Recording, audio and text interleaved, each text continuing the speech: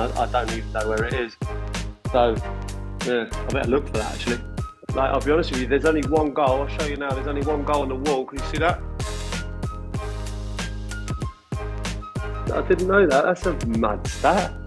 Did actually do it. There's one thing I would have changed with you, and I was like, oh yeah, and I thought, oh yeah, this is it. Champions League final, 2007. He went the World Club Championship in Japan. I should have played you in the final. I was fucking hell. First off, kick-off question with, what was more emotional for you? Was it your first day at Liverpool or your last day as a Liverpool player?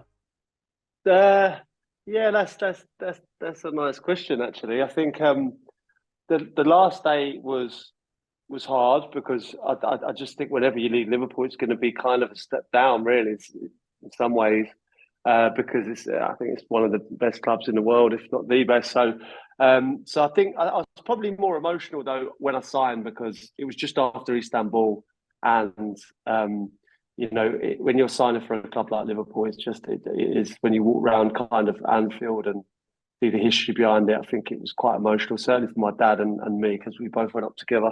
And you'd never actually played at Anfield before joining Liverpool? God, is that true? Yeah. God, I didn't know that. That's a mad stat. God, yeah, I didn't know that, to be honest. You learned something new.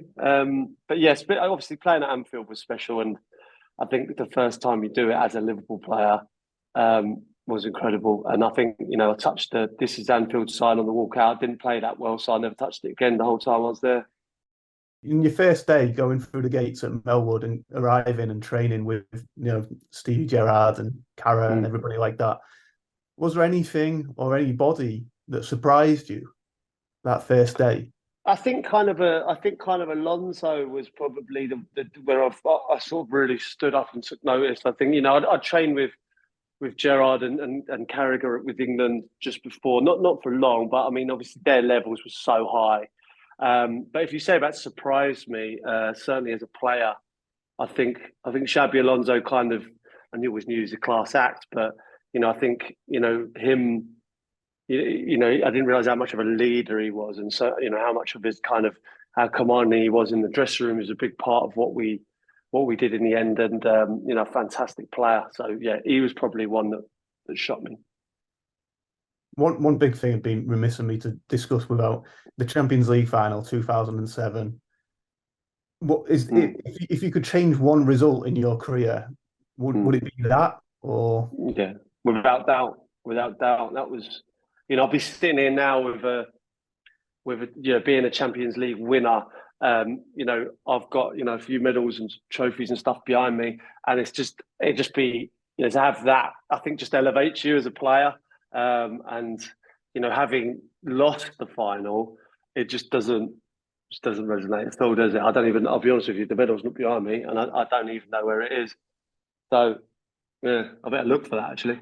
The losers medal, but yeah, that was one result that I'd changed. I actually saw Rafa, believe it or not, not long ago in London, and he actually said to me, he said actually there's one thing that I would have changed with you, and I was like, oh yeah, and I thought, oh yeah, this is it, Champions League final, 2007. He went the World Club Championship in Japan. I should have played you in the final. I was fucking hell.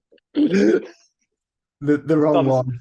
I was like, oh, okay, all right. Cheers, Rafa.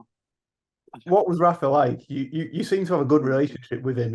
You've been around Jurgen, you've interviewed Jurgen as well. They're two very different people.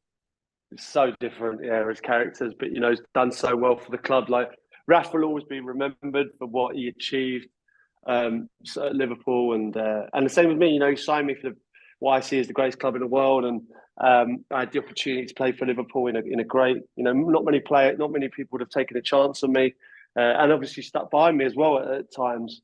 Hopefully I repaid that a little bit in the end, but I have a great relationship with Rafa, and there were times where we disagreed. I'm not going to lie on certain things, but I still have a huge amount of admiration for him. I've got to ask you about the Galatasaray goal. Like, I'll be honest with you, there's only one goal. I'll show you now. There's only one goal on the wall. Can you see that? Yep. There's only one goal that I've had framed on the wall, and it's that one. So Yeah, it was, Cop End, it was Anfield, it was Champions League night, under the lights, and it was the perfect goal, really. So, yeah, it's one of those where, I do think about it. But in the Premier League, I think obviously I scored one for Stoke. It was a belter as well. But and then I scored another, scissor kick for Liverpool against Bolton. But that would be my favourite goal. How many times did you practice that kind of thing? You must Mm. have had Steve Finnan with a bag of balls out wide at Melbourne. Like, You know what? I just used to love. I just used to love volleying as a kid. I remember Gianluca Vialli was like one of my heroes, and I remember him doing, scoring loads of acrobatic goals, and just constantly practicing volleying in every different way. And obviously, the scissor kick was one of those where I used to practice. And when you're sort of 10, 11, 12, 13, it's it doesn't hurt as much as if I tried it now. I don't know what, I think I'd break my neck.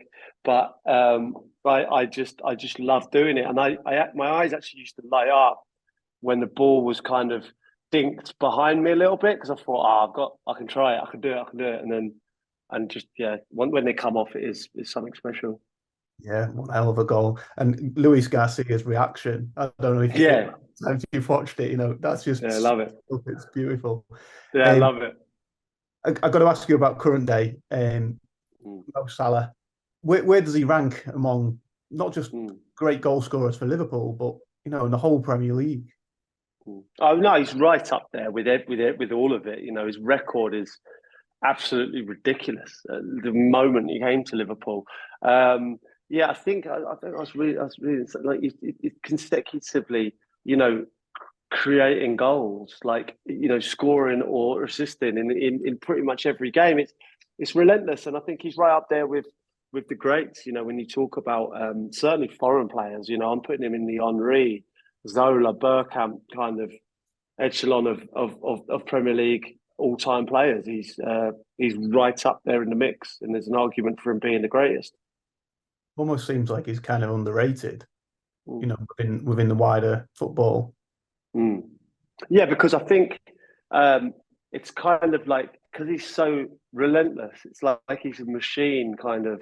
There are things at times where Henry were kind of, so graceful and breathtaking. I'm not saying Salah's not like that, but I just feel like it's more like, it feels like it's efficiency rather than, maybe loads of flair, if you know what I mean. Like Bergkamp or someone like Zola would do something a skill that would take your breath away, whereas Salah's just consistently efficient in every single game.